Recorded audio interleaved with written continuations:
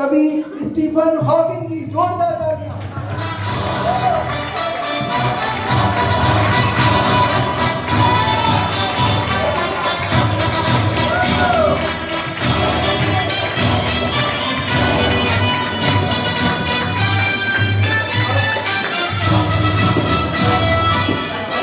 आवाज देने जा रहा हूं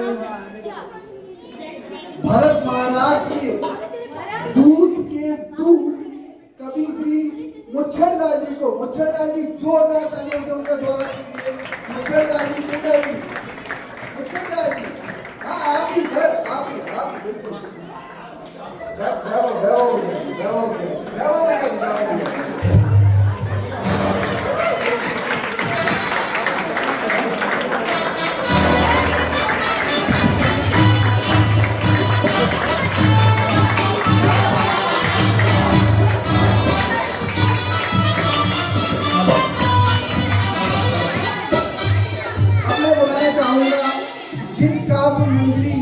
कवित्री मानसी जी को जोरदार तालियों से उनका स्वागत करिए।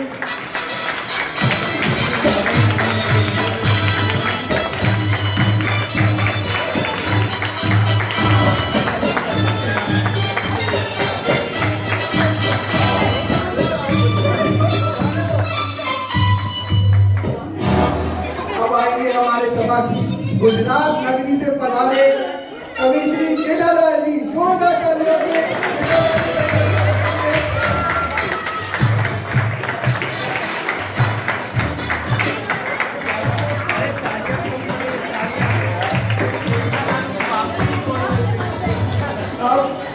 हमारे कवि सिद्धपुर के निवासी सिद्धों से हमारी बात कराने के लिए आ रहे हैं कवि श्री चेतन लाल जी, जोरदार।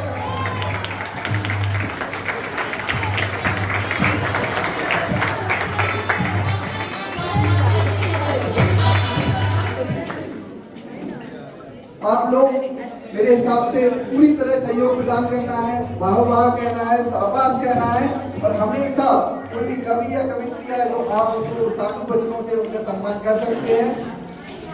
तो आप लोग सभी तैयार हैं सुर सम्मेलन के लिए? हाजी या नाजी? इस बार के कवि सम्मेलन की शुरुआत मैं जहां पिछली बार छोड़ा था वहां से ही करता हूँ।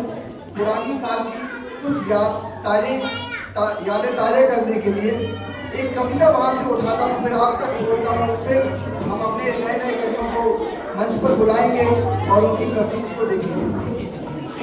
एक पंक्तियां वही हैं जिनको पिछले वर्ष हमारे लिए प्रेषित किया गया था। मैं रख रहा हूँ कि आजकल फोन वोन टेढ़े बैठे होते नहीं, आजकल फोन वोन टेढ़े बैठे होते नहीं, टेंशन से आदमी भले ही मर जाते हैं। बिजली नहीं भागती भले ही बीबी भाग जाए, और नौकरानी कार में ही आते हैं। भूख हो भले ना हो मुँह चले चर चर, स्विगी और जोमेटो वाले खाना लेकर आते हैं।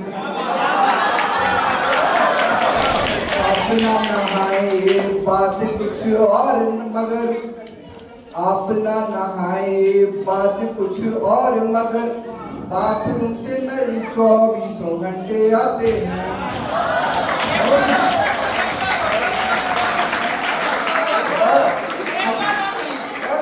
अगली पंक्ति पे आपकी दाद चाहूंगा, जो सार है, मूल सार है। अपना नहाए बात कुछ और मगर, बाथरूम से नए 24 घंटे आते हैं। सारी सुख सुविधाएं तन के लिए है मगर, सारी सुख सुविधाएं तन के लिए है मगर, आत्मा के फ्यूज यहाँ पे उड़ जाते हैं।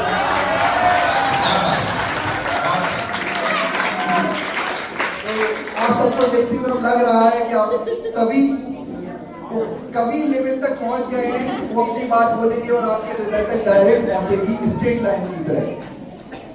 तो सरस भक्ति की मंगल वेला, सरस प्रभु का समो शरण, सरस सरस करे श्रवण हम सिद्धों के लघुनंदन बन। अब मैं बुलाना चाहूंगा पहली हमारी कवित्री कोकिल कंठी कवित्री श्री अमृता जी को, जिनका ध्येय वाक्य, ध्यान से सुनना, ध्येय वाक्य बहुत ध्यान से सुनना, क्या है? नायिका स्विगी और जोमेटो से नाता तोड़ दिया। नायिका स्विगी और जोमेटो से नाता तोड़ दिया, अपनी परिणति को द्वादशांक से जोड़ दिया।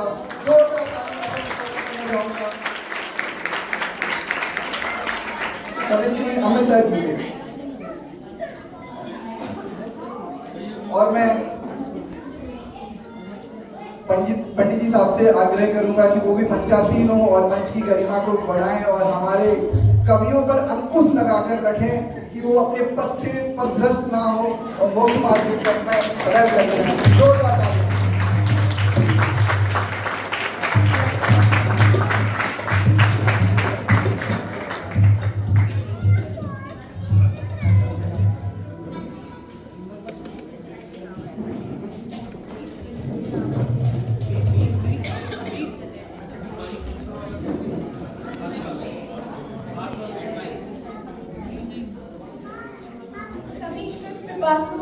श्रोतागणों को मेरा सादर जय हिंद। हम सब अपना बर्थडे मनाते हैं अपने अपने तरीके से। आज मैं आपके साथ शेयर करना चाहती हूँ अपनी कविता के माध्यम से कि मैं अपना बर्थडे कैसे मनाती हूँ। मेरी कविता का शीर्षक है मेरा बर्थडे। हर साल आता है मेरा बर्थडे और हर साल मैं अपना बर्थडे मनाता हूँ। हर साल मेरा बर्थडे आता है और हर साल मैं अपना बर्थडे मनाता हूँ। वॉलेट, मेकअप, चॉकलेट्स, जाने क्या क्या गिफ्ट्स में पाता हूँ। वाह, अरे दाद देनी है यार, अच्छे से दाद देनी है, ऐसे कैसे? एक बार, अच्छा माइक माइक, हाँ।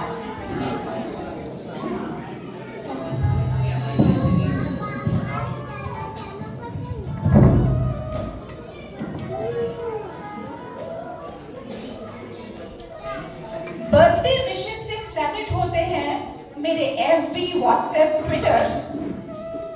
परिवारजनों से दूर हो रहा इसकी नहीं मुझे कोई फिक्र।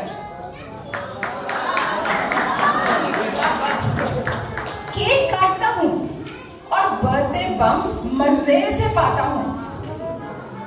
इसी तरह नरकों में औंधे मुंह की खाता हूँ।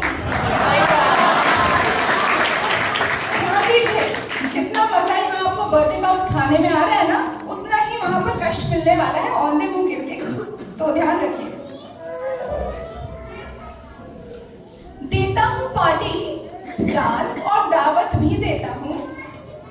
देता हूँ पार्टी और दान और दावत भी देता हूँ, लेकिन क्या सही मायने में इस जन्म का लाभ लेता हूँ?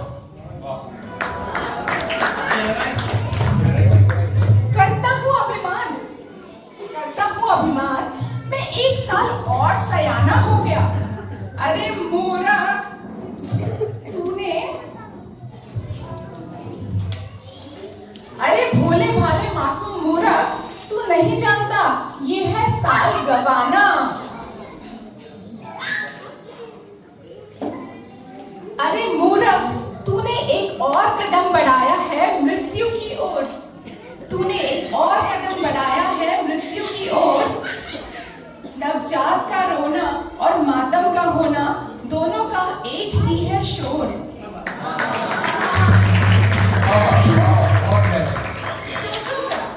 सोचो जरा, विचार करो, क्या बस महफिल क्यों जमाता हूँ? हर साल मैं अपना बर्थडे मनाता हूँ। हर साल मैं अपना बर्थडे मनाता हूँ। तो सोचिएगा कि आप भी क्या मेरी तरह इसी तरह बर्थडे मनाते हैं? क्या बर्थडे मनाना चाहिए या कुछ ऐसा करना चाहिए कि दोबारा जन्म ही ना हो? अब जिस तरह हम जैनों के लिए बर्थडे सेलिब्रेट करना बड़े आश्चर्य की बात है, उसी तरह कुछ और भी विचार हैं जिन पे हमें सोचना चाहिए कि क्या वो हमें करना चाहिए, नहीं करना चाहिए, या वो कितने आश्चर्य की बात है। तो उन्हीं को मैं शेयर कर रही हूँ आपको अपनी दूसरी कविता के माध्यम से, जिसका शीर्षक है बड़े आश्चर्य की बात है। बड़े आश्चर्य की बात है, जी हाँ, बड़े आश्चर्य की बात है। देह मिलना सजा है और मैं सजा को ही सजा रहा हूँ। क्या बात, क्या बात। बड़े आश्चर्य की बात है। देह मिलना सजा है और मैं सजा को ही सजा रहा हूँ। बड़े आश्चर्य की बात है। जिनको परिजन कहते हैं वो तो संसार बढ़ाने का साधन है। जिनको हितैषी समझा वो तो भव फेरों का कारण है। बड़े आश्चर्य की बात है। फल चाहता हूँ स्व में, लेकिन सब कुछ किया पर में किया है। फल चाहता हूँ स्व में, लेकिन आज तक जो भी किया पर में किया है। बूस्टर डोज चाहता हूँ, लेकिन इनिशियल डोज नहीं लिया है।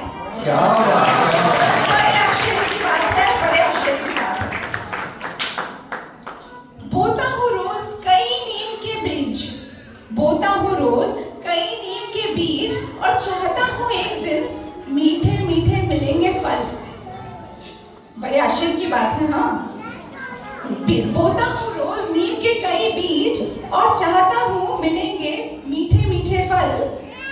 पाप पर पाप किए जा रहा हूँ और सोचता हूँ मेरा पुण्य फलेगा आज नहीं तो कल। बड़े आश्चर्य की बात है। सुख चाहता हूँ मैं सच्चा, दुख के सब साधनों से। सुख चाहता हूँ मैं सच्चा, दुख के सब साधनों से।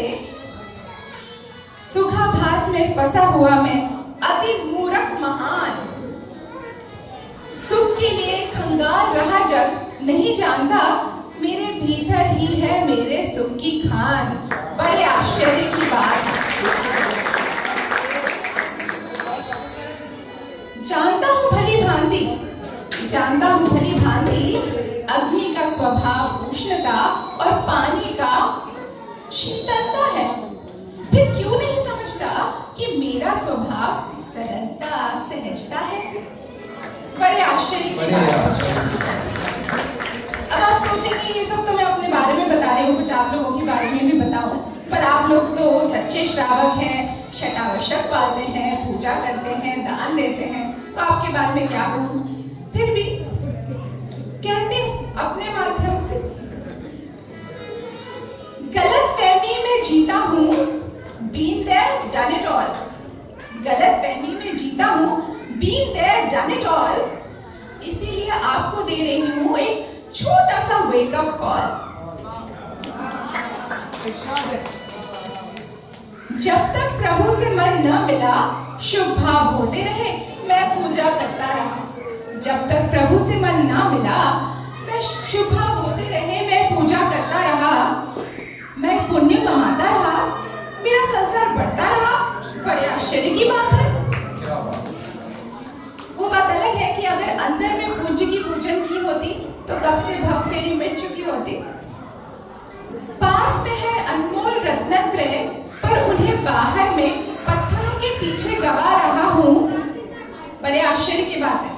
रत्नत्रय है मेरे पास, फिर भी बाहर में पत्थरों के पीछे उन्हें गवा रहा हूँ। सम्यक बिना व्रत जप तप किए जा रहा हूँ और खुद को समझा धर्मात्मा बढ़ा।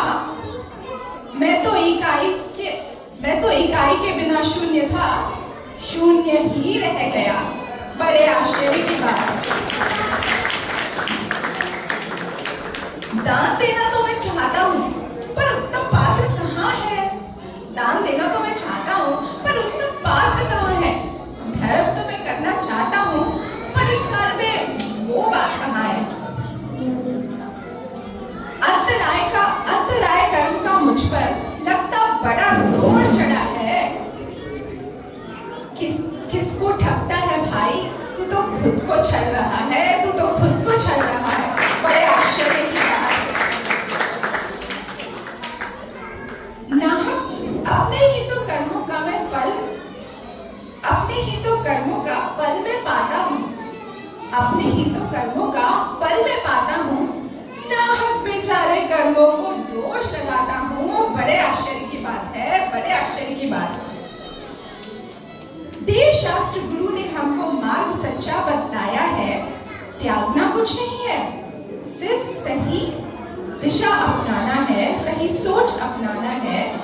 भाग रहे हैं हम, भाग रहे हैं, बस भागे जा रहे हैं। बाहर में कुछ नहीं बदलना, बस दिशा को सही बदलना है। इस पंचम काल में भी शुद्ध की धारा बहती है और ये बहुत आश्चर्य की बात है। इस पंचम काल में भी शुद्ध की धारा बहती है, ये है आश्चर्य महान। इसमें डुबकी मार ले भाई, कर ले अपना कल्याण, कर ले अपना कल्याण। तो होप कि इस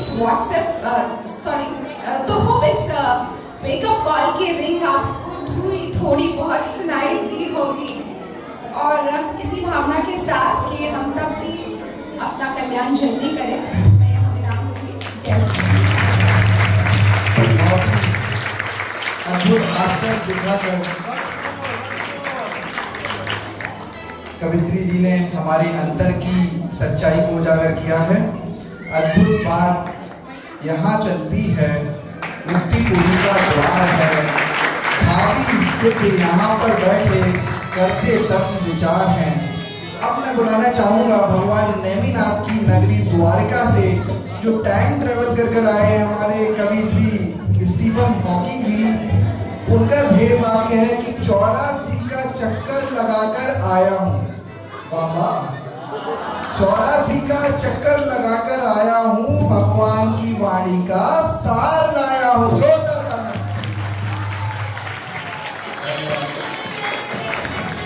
संचालक महोदय, पीयूष जी, बहुत धन्यवाद। तो मेरा काव्य पाठ द्वारिका नगरी के दहन की भविष्यवाणी और सर्वज्ञता की पुष्टि से प्रेरित है। और ये आपने कहानी सुनी होगी पहले, तो मैं आपकी थोड़ी सी मेमोरी रिफ्रेश किए देता हूँ। तो बात उस समय की है जब यदुवंशी सौराष्ट्र में समुद्र के किनारे रहने के लिए आए और श्री कृष्ण एवं भावी तीर्थंकर नेमिनाथ के पुण्य प्रताप से कुबेर देव ने एक सुंदरतम द्वारिका नगरी की रचना की। तो कैसी थी वो द्वारिका नगरी, देखते हैं। 12 योजन की लंबी है, 12 योजन की लंबी है, 9 योजन उसकी चौड़ाई, चौतरफा परिखा कोट बने, मानो अलकापुर ही आई। आगे देखिए, आलंबन के ना होने से क्या इंद्रपुरी गिर पड़ी यहाँ, नरपति ही मानो सुरपति है, नर सुर से शोभे आज यहाँ। ऐसी सुंदरतम द्वारिका नगरी, और यही वो नगरी जहाँ पर तीर्थंकर, बलभद्र और नारायण का वास हुआ। तो उसकी शोभा आप इमेजिन कीजिए, कैसी शोभा होगी। और ये वही नगरी है जहाँ पर नेमिनाथ भगवान ने दीक्षा ली और केवल ज्ञान को प्राप्त किया। जब उन्होंने केवल ज्ञान को प्राप्त कर लिया, तब उनका समोसरण लगा, और उस समोसरण में बलदेव जी को एक विकल्प आया। क्या विकल्प आया कि इस द्वारिका नगरी का फ्यूचर क्या होगा। तो वो विकल्प कहते हैं, अति भव्य द्वारिका नगरी यह, देवोपनीत अति सुंदरतम है, अनुपमेय इसका वैभव, इसकी शोभा है मातृत्व। अब आप छोड़कर चले गए तो अब भविष्य क्या है इसका, कब तक ऐसी ही रहे प्रभु, कैसा क्या कब होगा इसका। तब दिव्य ध्वनि में उत्तर आता है। क्या उत्तर आता है? 12 वर्षों के बाद द्वारिका, 12 वर्षों के बाद द्वारिका पूरी तरह नष्ट होगी, अग्नि में जलकर यह नगरी अब पूरी तरह भस्म होगी। द्विपायन मुनि का प्रबल क्रोध इसमें निमित्त कारण होगा, उन्मादक मादक मदिरा भी इसमें निमित्त कारण होगी। बलदेव कृष्ण को छोड़ किसी का जीवित रहना शक्य नहीं, सब कुछ स्वाहा हो जाएगा, कुछ भी बच पाना शक्य नहीं। और यह समाचार जब नगरी में फैला तो उनकी कैसी प्रतिक्रिया हुई, इसको हम देखते हैं। यद्यपि जाना यह परम सत्य, केवली की वाणी है, केवली की वाणी।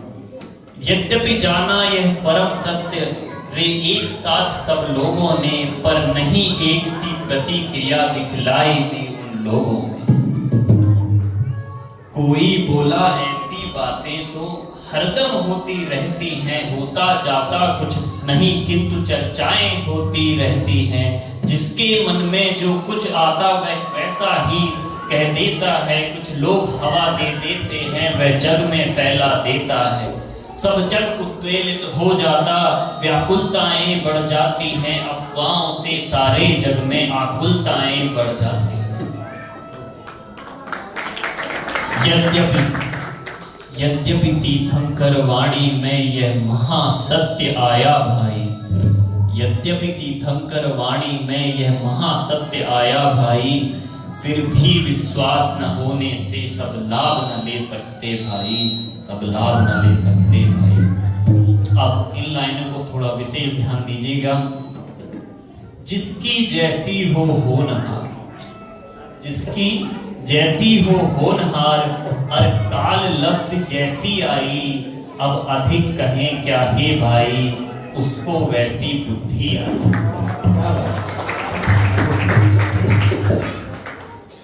ध्यान दीजिएगा वैभव जी। जो समझदार वैरागी थे, जो समझदार वैरागी थे, उन सब ने तो दीक्षा ले ली। कुछ अणुव्रती कुछ महाव्रती हो यथा योग्य दीक्षा ले ली। जो समझदार थे श्रावक जन, उनने नगरी को छोड़ दिया, वे अन्य नगर को चले गए, अपना जीवन रथ मोड़ दिया। और ऐसा करते करते 12 वर्ष व्यतीत हो जाते हैं, और 12 वर्ष व्यतीत होने के बाद द्विपायन मुनि को एक विकल्प आता है। क्या विकल्प आता है देखते हैं। द्विपायन मुनि जो चले गए, द्विपायन मुनि जो चले गए थे छोड़ द्वारिका जंगल में, उनको विकल्प ऐसा आया, बाधा क्या आई मंगल में। अब 12 बरस हुए पूरे, ना समाचार कोई आया। ऐसा विकल्प चलकर देखूं क्या हुआ वहां, ऐसा विकल्प मन में आया। उनकी गिनती में एक भूल, उनकी गिनती में एक भूल, हो गई अनोखी संहारक। 3 बरस में 1 माह बढ़ जाता सारा जग जानत। यह बात ध्यान में नहीं रही, इस कारण 4 माह पहले मन में जिज्ञासा लिए हुए आ गए द्वारिका द्विपायन। वह मदिरा जो फिकवा दी थी, वह मदिरा जो फिकवा दी थी, अति गहरे वन में जंगल में, वह गड्ढों में ही भरी हुई अति मादक हो गई जंगल में। राजकुमार जो गए हुए जल क्रीड़ा को उस जंगल में, उसको पीकर मदमस्त हुए और लड़े भयंकर दंगल में। उन्होंने देखा द्विपायन को, क्रोधित होकर यूं चिल्लाए, मारो मारो द्विपायन है यह जो स्वयं द्वारिका सुलगाए। और द्विपायन मुनि को भी क्रोध आता है, और वो लिखते हैं, उनको भी आया क्रोध प्रबल, वे उबल पड़े, धीरज खोकर तेजस लब्धि प्रगटी उनको, अर लपटे छूटी प्रलयंकर। अरे द्वारिका नगरी सब जलने लगती है, धू धू कर ज्वालाएं फैली सभी जगह, दिख रही भयंकर प्रलयंकर। अरे द्वारिका तो देखो, अरे द्वारिका तो देखो, सागर के बीचों बीच बसी, जहां देखो तहां पर पानी है, पानी की कोई कमी नहीं। फिर भी जब द्वारावती जली, पानी कुछ काम नहीं आया। पानी डाला भरपूर किंतु अग्नि को बुझा नहीं पाया, अग्नि को बुझा नहीं पाया।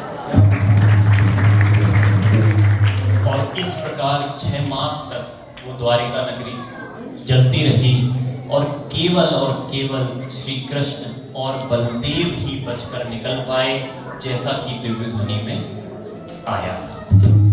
तो हमारे लिए समझने की बात क्या है इसमें? ये बात है कि जो कार्य जब जो होना होता है वह तभी होता है, उसके पांचों के पांचों समवाय वैसे के वैसे ही मिल जाते हैं। तो कुछ पंक्तियां मैं बोलकर अपनी बात को समाप्त करूंगा। बहुत ही ध्यान से सुनिएगा, ये पूरा सार है। क्या है? जब होना होता कार्य स्वयं, सब कारण सहज सिमट आते। जब होना होता कार्य स्वयं, सब कारण सहज सिमट आते। पांचों समवाय सहज मिलते, संयोग सहज मिलते जाते।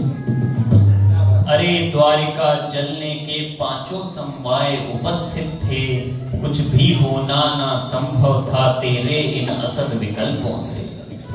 यही समझ में आता है, यही समझ में आता है कि होनहार ऐसी ही थी, जो लोग वहां पर रुके रहे उनकी होनी ऐसी ही थी। हम यही मान संतोष करें, वस्तु का यह स्वरूप समझें, इसके अतिरिक्त उपाय नहीं, क्यों व्यर्थ विकल्पों में उलझें, क्यों व्यर्थ विकल्पों में उलझें। छोड़ो विकल्प द्वारिका के, छोड़ो विकल्प द्वारिका के, अपने आत्म की बात करो। यह समय बहुत ही मूल्यवान, उसको यूं ना बर्बाद करो, उसको यूं ना बर्बाद करो। निज को जानो, निज को मानो, निज आत्म का ही ध्यान धरो। इसमें ना कोई बाधा है, निज आत्म का कल्याण करो, निज आत्म का कल्याण। बहुत धन्यवाद। अरे कवि बहुत बहुत आदर से आपका स्वागत। आगे आने वाले कविगणों से मेरा सविनय अनुरोध है कि वो वक्तागणों को श्रोतागणों को ध्यान रखते हुए अपनी बात रखें, और थोड़ा समय का थोड़ा सा घड़ी का कांटा घूम रहा है तो उस पर भी आपकी नजर बनी रहे। पतंजलि पंचमी शतिका में इसी से मिलती जुलती दो लाइन है, उसके साथ में मैं बुलाना चाहूंगा अगले कवि को कि जलते वन में अंध पुरुष यदि दौड़े तो भी मर जाता। वाह वाह। जलते वन में अंध पुरुष यदि दौड़े तो भी मर जाता। लंगड़ा देखे जलते वन को किंतु नहीं वह बच पाता। जिसे नहीं श्रद्धान भक्ति का स्वस्थ पुरुष भी बच ना सके। अतः ज्ञान दर्शन को एक साथ तो मुक्ति को पाते हैं, मुक्ति को वो पाते हैं। अब मैं बुलाना चाहूंगा गुजरात की नगरी से कवि श्री जेठालाल जी को, जिनका ध्येय वाक्य है ढोकला खाकड़ा फाफड़ा से मन को दूर करना है। ढोकला खाकड़ा फाफड़ा से मन को दूर करना है। 10 लक्षण में बस जिन वचनों का ही पान करना है। जोरदार तालियां कवि श्री जेठालाल जी।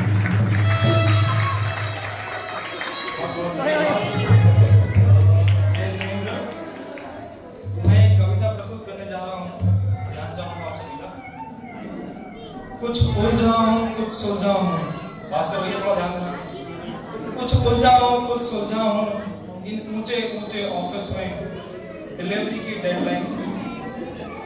एक अदना सा किरदार लिए, एक अदना सा किरदार लिए, बोलो मन कब कब उलझे हो, बोलो मन कब तक उलझे हो। कुछ उलझे हो कुछ सुलझे हो, कुछ उलझे हो कुछ सुलझे हो। बच्चों को सुबह जगाने से स्कूल का टिफिन बनाने तक, बच्चों को सुबह जगाने से स्कूल का टिफिन बनाने तक भाई के छुट्टी लेने पड़े। भाई अगर छुट्टी के लिए बोल दे, भाभी टेंशन में आ जाती है, तो सारा काम मुझे करना पड़ेगा। क्या बात है, अंतर पिता। बस इसी विषय में कुछ लाएंगे। कुछ मन ही मन पी जाने तक माताएं बहनों बोलो तुम, कितने उलझे और सुलझे हो। कुछ उलझे हो कुछ सुलझे हो, अपनी अधूरी इच्छाएं, कुछ जीने के अपने ढंग को। बेटे बहुओं पर मरने में कुछ ऐसा वैसा, इसका उसका, अपने चश्मे से रंगने में। कब कब उलझे और सुलझे हो, कुछ उलझे कुछ सुलझे हो। कुछ सुलझाने में उलझा हूँ, कुछ उलझाने में सुलझा हूँ। ये उलझन सुलझन की उलझन से पार अरे में सुलझ हूँ। मैं तो जैसा हूँ वैसा हूँ, ना उलझा हूँ ना सुलझा हूँ। मैं तो जैसा हूँ वैसा हूँ, ना उलझा हूँ ना सुलझा हूँ। जो अरे आज तक सुलझे हैं, जो अरे आज तक सुलझे हैं, फल इसी समझ का जानो जिए। इसी समझ से दूर हो जितना, उतना ही मैं उलझा हूँ। हे देव आप समदृष्टि, हे देव आप समदृष्टि से, ना उलझा हूं ना सुलझा हूं। तल स्पर्शी बात अरे है, ऋषि मुनियों का जीवन धन है, ऋषि मुनियों का जीवन धन है। मैं इससे जब जब दूर हुआ, तब तक ही उलझन है। ये उलझन एक समय की है, ना उलझा हूं ना सुलझा हूं। मैं कहने में ना उलझा हूं, तुम सुनने में ना उलझे हो। क्या बात। मैं ना उलझा हूं, तुम सुनने में ना उलझे हो। हर वस्तु रहे अपने में ही, हर वस्तु रहे अपने में ही। अहो परम सुलझी ही है। ये जिनवाणी जिनके हृदय बसी, ये जिनवाणी जिनके हृदय बसी, वे पार हुए सब उलझन से, ना उलझा हूं ना सुलझा हूं। क्या बात, क्या बात। बहुत बहुत बहुत बहुत साधुवाद ब्रजेश जी का, जो हमारे गुजरात नगरी से पधारे थे। जोरदार तालियां करते ध्वनि सिंह का स्वागत करिए।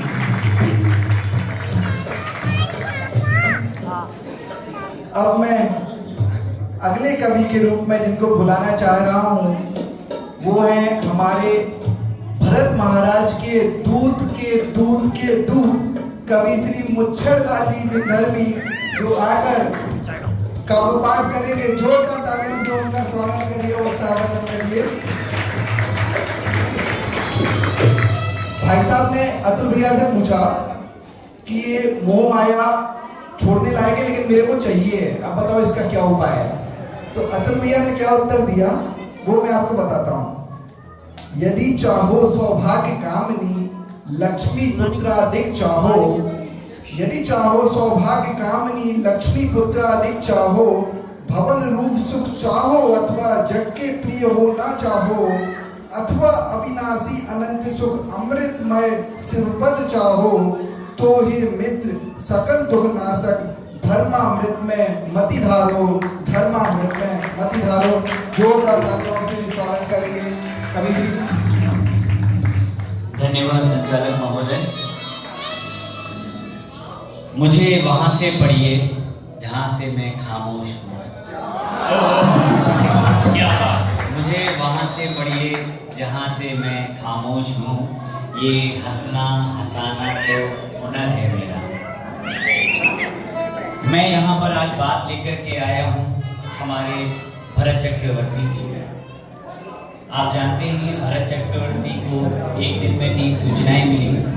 हम कहते हैं वो बहुत भाग्यशाली थे, पर क्या सच में वो भाग्यशाली थे? पुत्र रत्न की प्राप्ति, चक्र रत्न की प्राप्ति और तीर्थंकर ऋषभ देव को केवल ज्ञान की प्राप्ति। लेकिन उस भरत के अंतर मन में क्या चल रहा था, दादा की कविता से लेकर के आज मैं आपके सामने रख रहा हूँ। समोसरण 6-6 घड़ी दिन में 3 बार दिव्य ध्वनि खिलाता है, लेकिन भरत अचानक आज रात आए और दिव्य ध्वनि असमय खेलने लगी।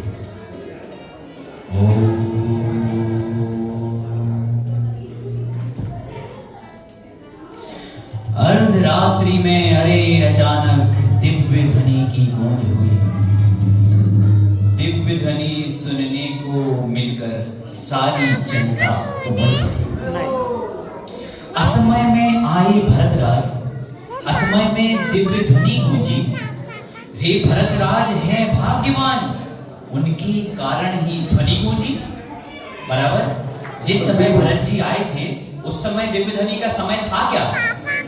तो भरत जी के आने के कारण अगर दिव्य ध्वनि खिली तो वे भाग्यशाली हुए कि नहीं? बिल्कुल।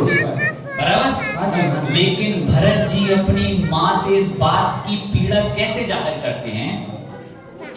भरतेश्वर बोले माता से, हे माँ मैं नहीं भाग्यशाली, चाहे जो कुछ भी कहो किंतु मत कहना मुझे भाग्यशाली। रे महाभाग्यशाली वे हैं जो प्रतिदिन दिव्य ध्वनि सुनते। रे महाभाग्यशाली वे हैं जो प्रतिदिन दिव्य ध्वनि सुनते हैं। वृषभसेन तेरे बेटे प्रभु जी के गणधर बने हुए। क्या बात, क्या बात। किंतु अभागा बेटा यह, किंतु अभागा बेटा यह तो कहीं भी कभी नहीं जा पाता।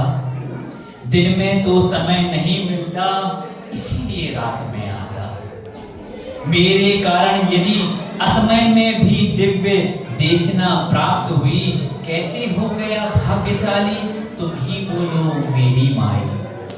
वास्तविकता में ये हमारे जीवन का भी सत्य है कि हम क्या अपने आप को इन 10 दिनों में यहाँ आकर के एकत्रित होकर के 10 लक्षण मनाने से अपने आप को बहुत पुण्यशाली और भाग्यशाली तो नहीं समझने लगे?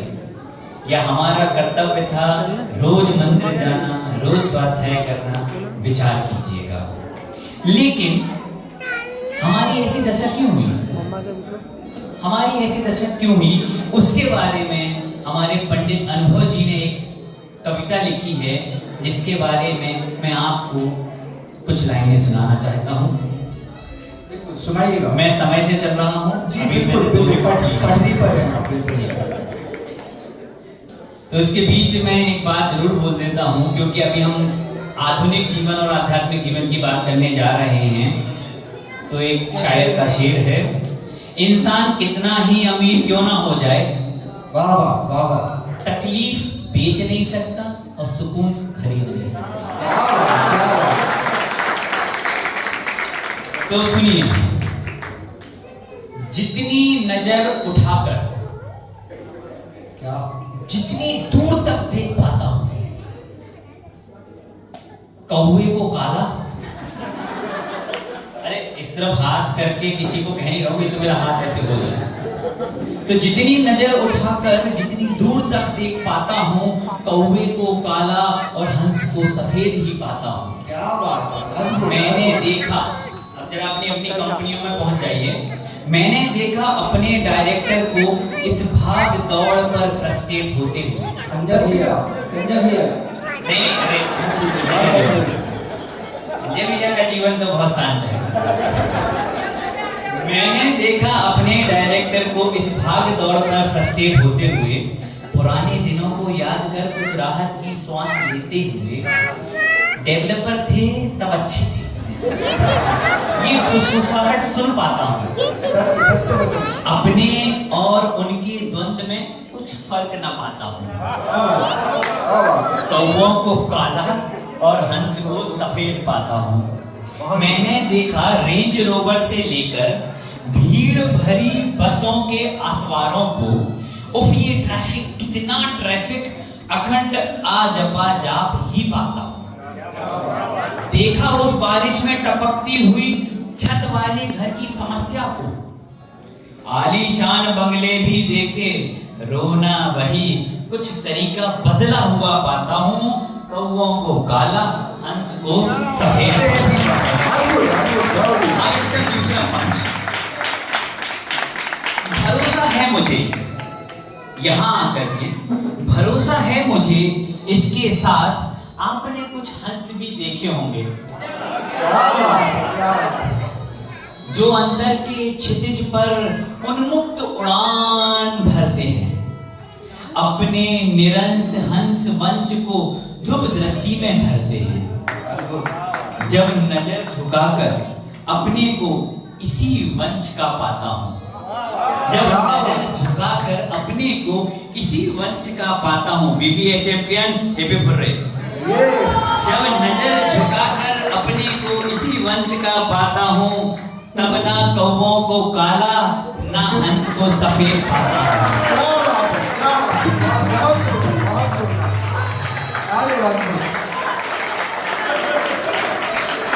आखिरी पंच है, क्योंकि कौवा और हंस क्षण मात्र की स्थिति है। एक मोह कालिमा, दूजी ज्ञान ज्योति है। दोनों ही स्थितियों में कुछ है जिसे हूबहू सुरक्षित पाता हूं। दोनों ही स्थितियों में कुछ है जिसे हूबहू पाता हूं। हे देव, आपके दर्शन से ही, हे देव, आपके दर्शन से ही इस अद्भुत दर्शन को गुनगुनाता हूं। ना कौवों को काला, ना हंस को सफेद पाता हूं। जितनी दूर नजर उठाकर देखूं, खुद को खुद में पाता हूं। क्या बहुत बहुत धन्यवाद।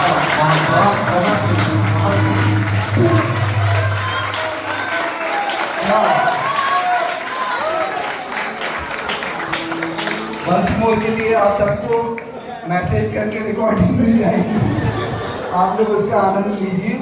ये वह कविता थी जो इन जैसे साधारण पुरुष को महापुरुष बना गई।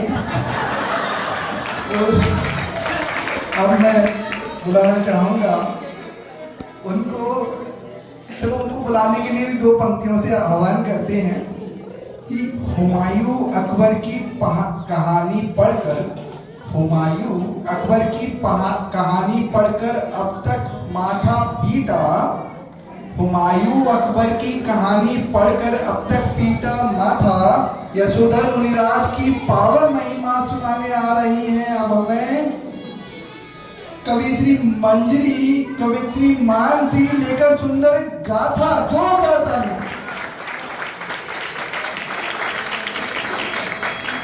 धन्यवाद पीयूष भैया। और देखिए, महानता कविता से तो आती है, पर बोलने वाले का भी महत्व है। ऐसा नहीं है, बोलने वाले की कला भी बिल्कुल प्रशंसनीय है। सेम बात पहले से हाँ, ऐसे करना। चलिए, मेरी कविता नहीं है तो मैं नहीं लिख सकती, पर आदरणीय पंडित जी ने बहुत ही अद्भुत रचनाएं की हैं। उनकी रचनाओं में से श्री यशोधर मुनि की गाथा मैं आपको सुनाती हूँ।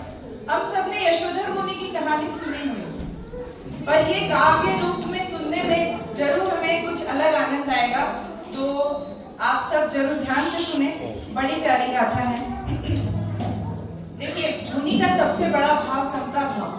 हमारे घर में छोटी छोटी सी बातों को हम राई का पहाड़, तिल का ताड़ बना देते हैं। और देखिए मुनिराज पर कैसे कैसे उपसर्ग हुए, पर वे किस प्रकार समता धारण करते हैं, हमें जरूर इस गाथा से सीखने को मिलेगा और हम ये अपने जीवन में उतारें, ये आप सबसे अपेक्षा रहेगी। धन्य यशोधर मुनि सी समता, मम परिणति में प्रगटावे। धन्य यशोधर मुनि सी समता, मम परिणति में प्रगटावे।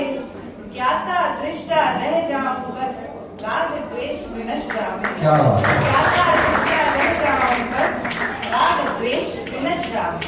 ये दूसरी लाइन आप सब बोलेंगे, ठीक? हमारे जो दो मुख्य पात्र हैं, देखिए वे क्या कर रहे हैं, यहाँ से शुरुआत करते हैं। एक दिवस जंगल में मुनिवर आत्म ध्यान लगाया है। एक दिवस जंगल में मुनिवर आत्म ध्यान लगाया है। जैन धर्म प्रति द्वेष ठहरे श्रेणिक मृगिया को आया है।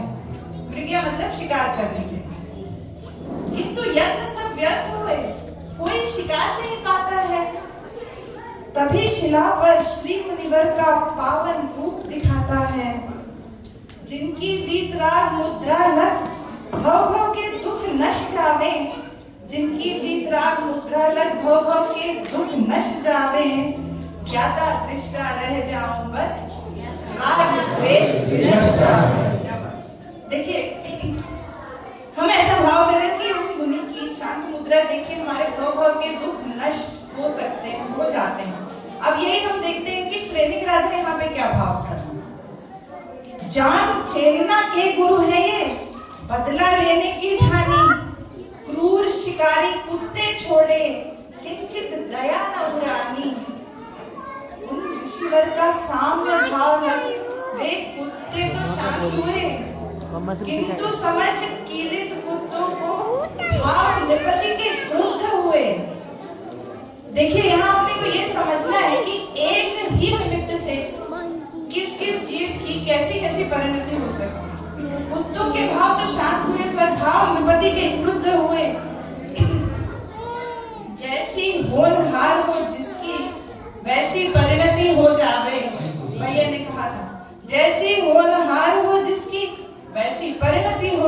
जावे, ज्ञाता दृष्टा रह जाऊं बस, राग द्वेष विनष्ट जावे।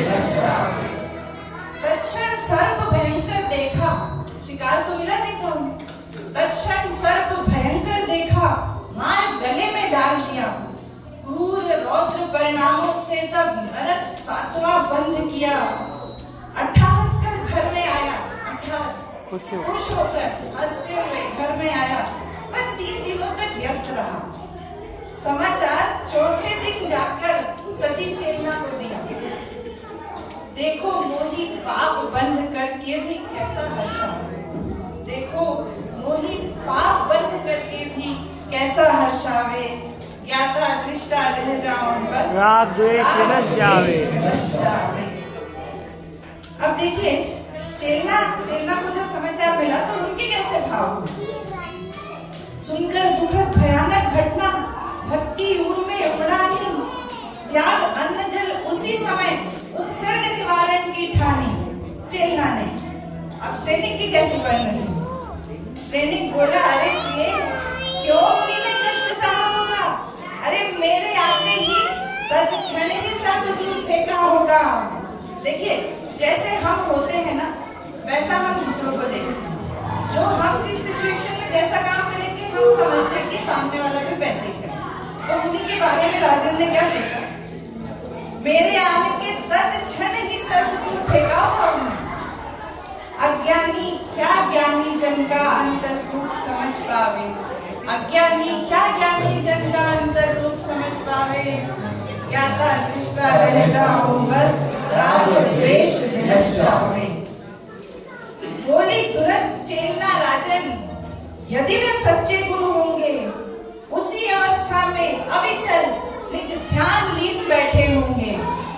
तुमने द्वेष भाव से भूपति घोर पाप का बंध किया, तुमने द्वेष भाव से भूपति घोर पाप का बंध किया, मुनि पर कर उपसर्ग स्वयं को स्वयं दुख में डाल दिया। व्यर्थ कषाय करके प्राणी खुद ही भव भव दुख पावे, ज्ञाता दृष्टा रह जाऊं मैं, राग द्वेष विनष्ट जावे। अब देखिए हम सभी कुछ काम करते हैं तो करने के पहले सोचते हैं। कोई लोग होते करने के पहले सोच समझ के काम करते हैं, कुछ लोग करने के बाद कुछ ऊपर नीचे हो जाए तो सोचते हैं, और ऐसे भी अपने लोग होते हैं जो ना पहले सोचते ना बाद में सोचते। अपने को अपनी अपनी परिणति मालूम है। तो अभी यहाँ पर अपन इस बारे में कुछ सुनते हैं। आगे आगे चले चेलना, उर सुख दुख का मिश्रण था, कौतूहलमय विस्मय पूरित श्रेनिक का अंतस्तर का आश्चर्य। परम शांत निज ध्यान लीन मुनिवर को ज्यों ही देखा था, किया दूर उपसर्ग शीघ्र ही श्रद्धा से नत श्रेनिक था। ज्ञानी जन तो पहले सोचे, मूर्ख बाद में पछतावे, ज्ञाता दृष्टा रह जाऊं बस, राग द्वेष विनष्ट जावे, राग द्वेष विनष्ट जावे। अब देखिए ये तो कहानी, अब जो हमने समता भाव की बात करी उसके बारे में एक वर्णन है अंत में। धन्य मुनीश्वर साम्य भाव धर, धर्म वृद्धि दोनों को दी। कौन दोनों को? चेलना को और श्रेनिक। एक ने उपसर्ग निवारण किया और एक ने उपसर्ग किया। धन्य मुनीश्वर साम्य भाव धर, धर्म वृद्धि दोनों को दी। श्रेनिक और चेलना में नहीं इष्ट अनिष्ट कल्पना की। पश्चाताप नृपति को भारी, कैसे मुंह दिखलाऊं मैं, अश्रुपूर्ण हो गए नेत्र, अरु आत्मघात आया मन में। निज दुष्कृत्यों पर अब नृप को बार बार ग्लानि आवे, ज्ञाता दृष्टा रह जाऊं बस, राग द्वेष विनष्ट जावे। मुनि ने उनके मन की बात जान ली। मन की बात ऋषीश्वर जानी, बोले नृप क्या सोच रहे। बहुत इंपॉर्टेंट लाइन है। मन की बात ऋषीश्वर जानी, बोले नृप क्या सोच रहे। पाप नहीं पापों से धुलते, आत्मघात क्यों सोच रहे। पाप नहीं पापों से धुलते, आत्मघात क्यों सोच रहे। अरे प्राग भाव है भूतकाल में, चार भाव पढ़े ना अपन। भूतकाल में जो हो गया उसका वर्तमान काल में अभाव है, उसे कहते हैं प्राग भाव। प्राग भाव है भूतकाल में, अरे पुरानी चिंता दूर करो। धर्म नहीं पहचाना अब तक, ये सबसे इम्पोर्टेंट है। धर्म नहीं पहचाना अब तक तो अभी पुरुषार्थ करो। जागो तभी सवेरा राजन, गया वक्त फिर नहीं आवे। जागो तभी सवेरा राजन, गया वक्त फिर नहीं आवे। यादा दृष्टा रह जाओ बस, राज देश की दृष्टा।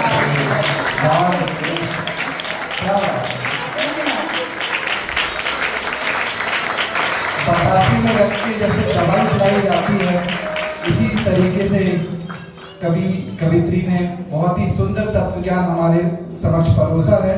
अब अंतिम कवि के रूप में मैं बुलाना चाहूंगा सिद्धपुर निवासी, सिद्धों से हमारी बात कराने आ रहे हैं कवि श्री।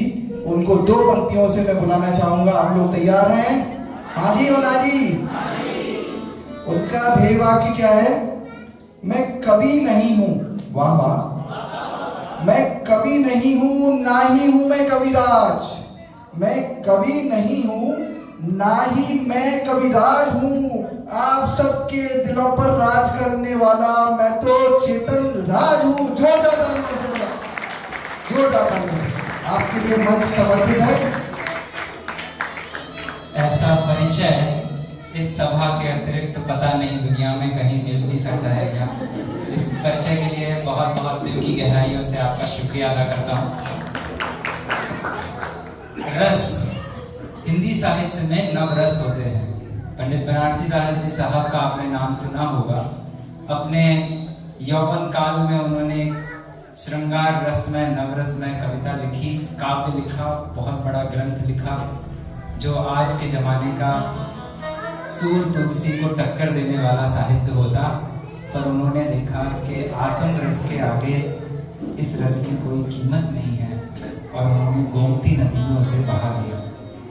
मैं जानता हूँ 2 लाइन लिखना, पंडित साहब ने उदाहरण दिया था, 2 लाइन लिखना और उन्हें गोमती नदी में बहा दिया।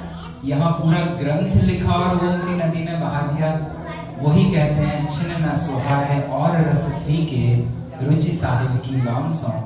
मैं आपके सामने उसी अध्यात्म रस का परिपाक करने की कोशिश करूंगा। नयन सुखदास जी की 12 भावनाएं, इच्छाओं की बात इसमें आएगी। इच्छाओं का विषय हमारा चल रहा है। कोई ऐसी धरा है जहां पर सारा सुख मिल सके। हेमंत भैया करेली से पुणे आए, पुणे से अमेरिका जाने के मन में बची है। अमेरिका में जो लोग रह रहे हैं वो चांद पे जाना चाहते हैं, पर सच में किस धरा में वास्तव में सुख धरा है? देखिएगा, हे आत्म तज पर आस, न हो परदास, तू शक्ति पर कास, क्यों निज पद खोई। तू है अशरण त्रिभुवन में, शरण न कोई। तू शट तन धर धर मरा, ढूंढता फिरा के है कोई धरा, सकल सुख दानी। जग में बस कर सब कर लूं मन की मानी। इच्छाओं की ओर इशारा है, मन की मानी। नहीं भय मनोरथ पूरे, सब रह गए काम अधूरे। इंद्रादि धनुर्धर सूरे, यमराज ने आचक चूरे। भय तीर्थंकर से बलि, तिनकी नहीं चली, मौत नहीं टली, तो अब क्या करिए। जिस पंथ चले भगवंत वही आचरिए। जिस पंथ चले भगवंत वही आचरिए। शीघ्र ही ये काम कर लेने लायक है, नहीं तो जब तेरी डोली निकाली जाएगी, बिन मुहूर्त के उठा ली जाएगी। इस बिन मुहूर्त के उठाई गई डोली से मेरा क्या क्या हुआ ये मैं आपके सामने रखने की कोशिश करता हूँ। मुझे दिया किसी ने झोंक, किसी ने धोंक, किसी ने छोंक, भाड़ में ठेला। इशारा समझ गए होंगे वनस्पति का जीव में क्या दशा होती है। मुझे दिया किसी ने छोंक, किसी ने धोंक, किसी ने झोंक, भाड़ में ठेला। मुझे चीर विधार सुधार तला अरुपेला। कस के संग कस के घसा, पंथ में पिसा, भदू में फंसा, लगा फिर वन में। हित अनहित देव धर्म न पिछाने मन में। ये तो समस्या का हिस्सा है, समाधान क्या है? जो जानती अरहंतम भगवत गुणस्त पज्जयते, जो अनंत भगवान को सांचे में रखकर कि ये जो सांचा है सामने, हूबहू इस सांचे में मैं फिट होता हूँ। देखिए कवि की भावना है, परमात्म अरहंत सिद्ध भगवंत, परम अकलंक सकल निष्फल दो, द्रव्यार्थ के नय कर तदवद निज लख एक जो। मतलब आपको अपने में और उनमें कोई अंतर दिखाई न दे। दुर्ध्यान की तज दे विकल, अगर है अकल असल की नकल को दिल में रचा ले। अब ध्यान दीजिएगा, जिनेंद्र भगवान की प्रतिमा सांचा है, सांचे में रखकर देखना है कि क्या मैं भी इसी सांचे में फिट होता हूँ। सांचे में धर सांचे से जांच जचा ले। समय सार जी ग्रंथ आपने सुना होगा, आप लोग रसिक लोग हैं। जो पुरुष कोई नृपति को भी जानकर श्रद्धा करे, और वहीं आचार्य देव कहते हैं विरम किम परेण अकार्य कोलाहलेन।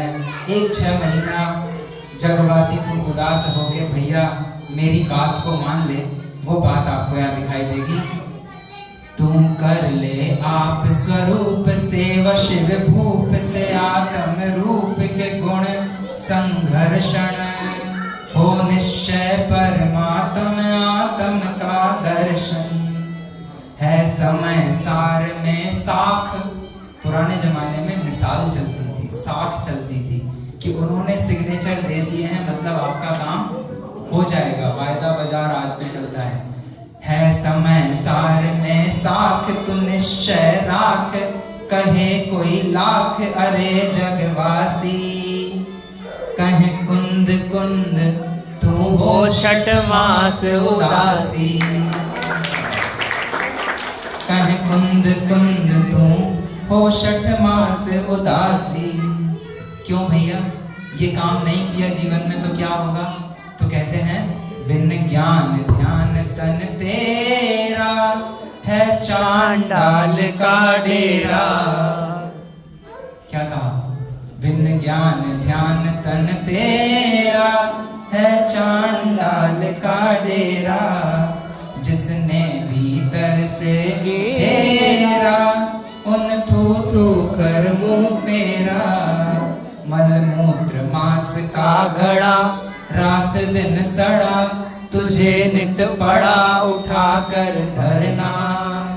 अब लिया सिर परमेष्टि तुम्हारा शरणा, अब लिया सिर परमेष्टि तुम्हारा शरणा।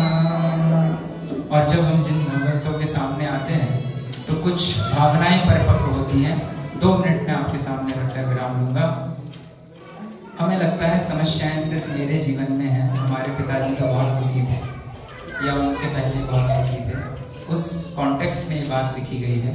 बारिश बादल बूंदा बांदी, बारिश बादल बूंदा बांदी, कल भी थी और आज भी है। क्या बात है। बारिश बादल बूंदा बांदी, कल भी थी और आज भी है।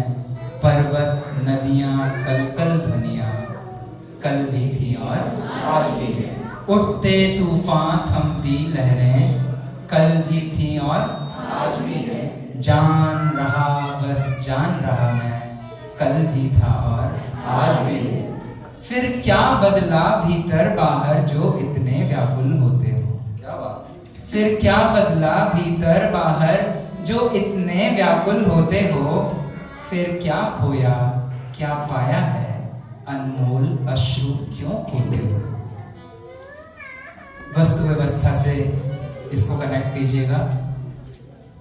सब अपनी अपनी कक्षा में, सब अपनी अपनी कक्षा में ग्रह गतिमान सदा से हैं, थे, हैं और रहेंगे।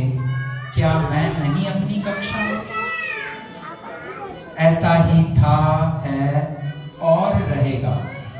ये दुनिया में साता असाता का उदय ऐसा ही रहा है, ऐसा ही था, है और रहेगा।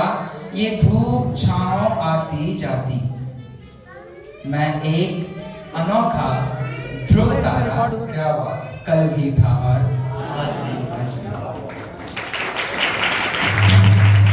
अंतिम शब्द है, ऋषि मुनियों को अनुभव प्राप्य तत्व चैतन्य चिन्ह चिन्मय धातु। धातु उसे कहते हैं जिसमें जंग नहीं लगती, जो किसी कीचड़ में गिर जाए तो अग्नि से ही पवित्र हो जाती है। ऋषि मुनियों को अनुभव प्राप्य तत्व चैतन्य चिन्ह चिन्मय धातु। 100 टंच नहीं रंच फेर, क्या बात। मैं कल भी था और आज भी हूँ। तुम कल भी थे और आज भी हो, तुम सब कल भी थे और आज भी है सब, मैं कल भी था और आज भी हूँ।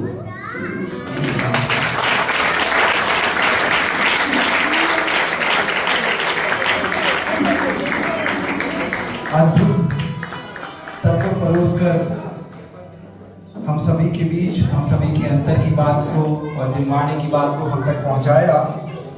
अब मैं आदरणीय पंडित जी साहब को आह्वान करूंगा कुछ पंक्तियों के साथ में जो हमारे यहाँ पर उपस्थित बाकी विद्वानों पर भी लागू होती हैं। अतुल भैया, अनुभव भैया, आदिश जी और भी जो सब लोग इस पूरे कार्यक्रम में सहयोग कर रहे हैं।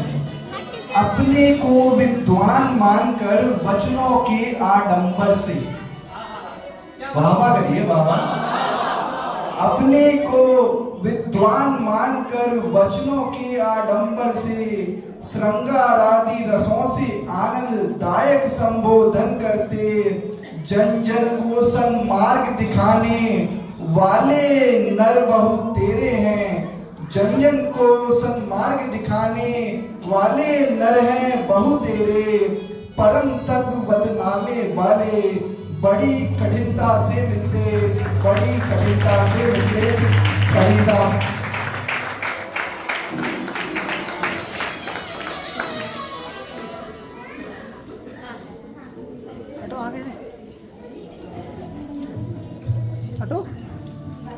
काव्य वास्तव में रसिक जीवों का काम है। अध्यात्म रस से बड़ा दुनिया में और कोई रस होता नहीं है। इसलिए ये बात पक्की कि जिसको अध्यात्म रुचता उसको काव्य नहीं रुचे, ये असंभव है। बाबूजी जो कविताएं लिखते थे, अध्यात्म आपको देखना है। बाबूजी की कविताएं अगर आप देखोगे तो आपको पता चलेगा वास्तव में आध्यात्मिक व्यक्ति कितना रसिक होता है और कितना उसके काव्य में रस भरा होता है। अब मुझे पंक्तियां बोलनी है, मेरा भी भाव हुआ। बाबूजी की कविता एक मैं आपको सुना देता हूँ। समय भी ज्यादा हो गया है, ज्यादा तो विशेष विस्तार क्या करूँ। एक कविता है बाबूजी की, मुझे बहुत प्रिय है वास्तव में। वैसे तो बहुत सारी कविताएं प्रिय हैं, लेकिन ये कविता कुछ विशेष प्रिय लगती है। बाबूजी की एक कविता, साधक की विश्व को चुनौती। पढ़ी होगी आप लोगों ने, नहीं पढ़ी हो तो सुन लीजिए। एक साधक जीव, साधक माने वो जो मोक्ष मार्ग में लगा है, जिसने अपने आत्मा के स्वरूप को समझा है। सम्यक दर्शन भले अभी प्रकट हुआ हो या नहीं हुआ हो आगे की चीज, लेकिन जो उसे प्रकट करना चाहता है उसकी भावना कैसी बलवती होती है, जो उसको मोक्ष मार्ग में ले जाती है और आगे बढ़ाती है। कैसे उसके संसार का नाश करने में उसकी भावना प्रबल होती है, वो इस कविता में आपको समझ में आए। सुनिएगा ध्यान से और थोड़ा रसपान करने की कोशिश कीजिएगा। वो पूरी दुनिया से क्या कहता है। मेरे जीवन को मत तोलो, मेरे जीवन को मत तोलो, अरे विश्व मेरा पथ छोड़ो, मत अपना अवगुंठन खोलो, मेरे जीवन को मत तोलो। उनकी गरिमा कितनी है। मेरी अक्षय सत्ता है रे, मैं हूं अमरपुरी का वासी। मेरी अक्षय सत्ता है रे, मैं हूं अमरपुरी का वासी। सुधा सिंधु मेरा जीवन है, नहीं मुक्ति का मैं प्रत्याशी। क्या बात है। मोक्ष भी मुझे नहीं चाहिए, उसे मैं चाहिए तो आ जाओ मेरे पास। मेरी अक्षय सत्ता है रे, मैं हूं अमरपुरी का वासी। सुधा सिंधु मेरा जीवन है, नहीं मुक्ति का मैं प्रत्याशी। मरते लोक का मानव करता, मेरे जन्म मृत्यु की बातें। वो कहता हो गया, वो मर गया। मरते लोक का मानव करता, मेरे जन्म मृत्यु की बातें, किंतु अरे वे तो है मेरे जीवन की श्वासें प्रश्वासें। किंतु अरे वे तो है मेरे जीवन की श्वासें प्रश्वासें। अज्ञ विश्व इस पावन से तुम नहीं असंयत भाषा बोलो, मेरे जीवन को मत तोलो, मेरे जीवन को मत। क्या बात है। अरे विश्व भर तुमने केवल देखी होगी हिमगिरी गुरुता। अरे विश्व भर तुमने केवल देखी होगी हिमगिरी गुरुता, और अधिक कुछ देखी होगी आसमान की रे अनंतता, अनंत आकाश। अरे विश्व भर तुमने केवल देखी होगी हिमगिरी गुरुता, और अधिक कुछ देखी होगी आसमान की रे अनंतता।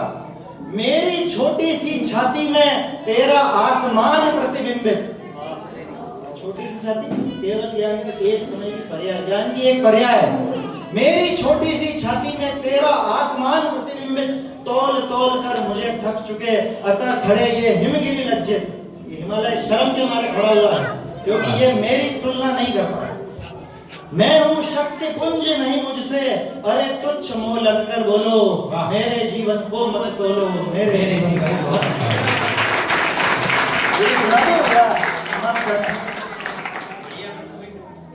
कितनी बार अरे देखो तुम बढ़ बढ़कर मुझसे टकराए। तरह तरह की पाप की प्रतिकूलता है, उदय आता है पाप का। कितनी बार अरे देखो तुम बढ़ बढ़कर मुझसे टकराए, आसमान में टिड्डी दल से तुम मेरे खेतों पर छाए। पर्यायों में ऐसा दुख है, पर क्या तुमने सोचा है रे कितनी गहरी कब्र खोद लो, अमर मरेगा क्या तुम चाहे धरती का पाताल शोध। क्या बात है।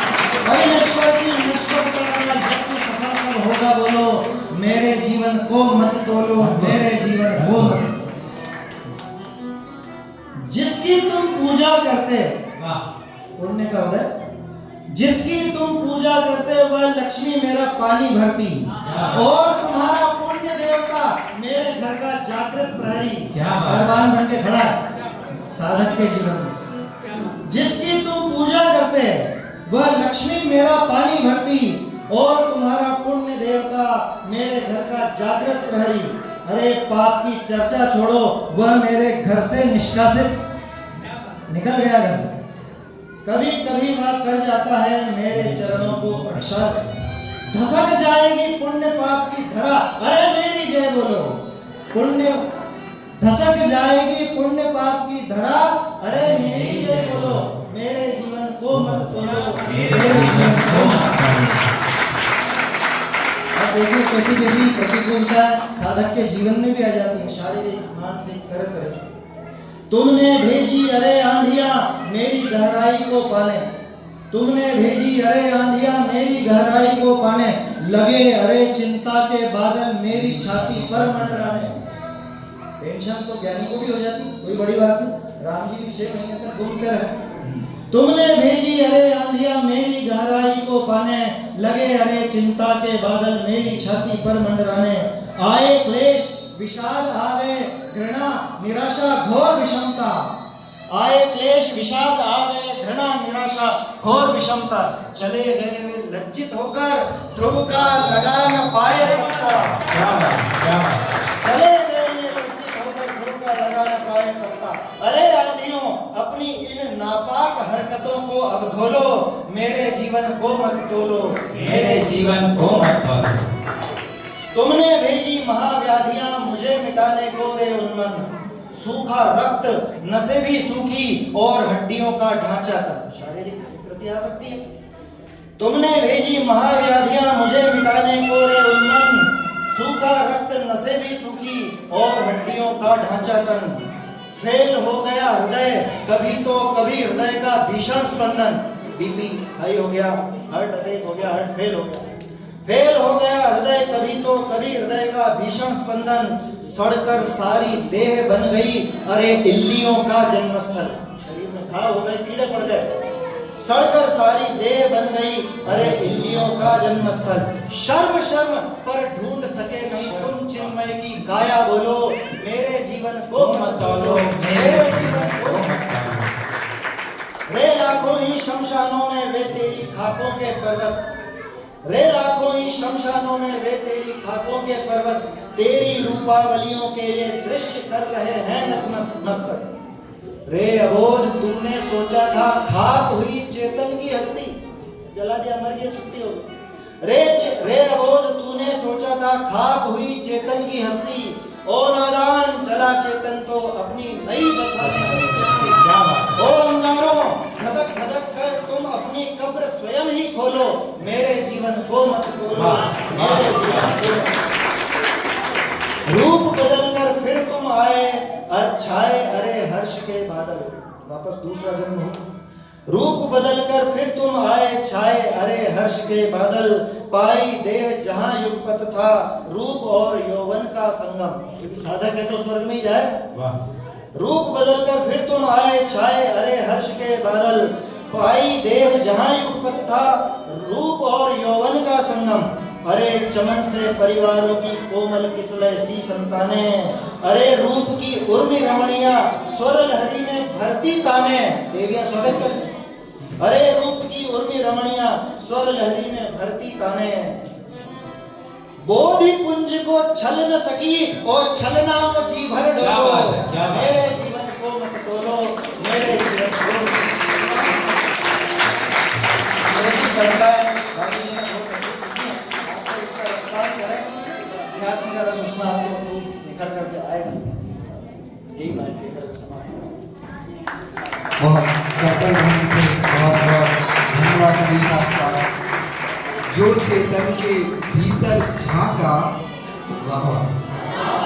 जो चेतन के भीतर झांका उसने जीवन देखा। क्या बात है। बाकी सबने खींची रे परितप्त तटों पर रेखा, परितप्त तटों पर रेखा। जोरदार ताली।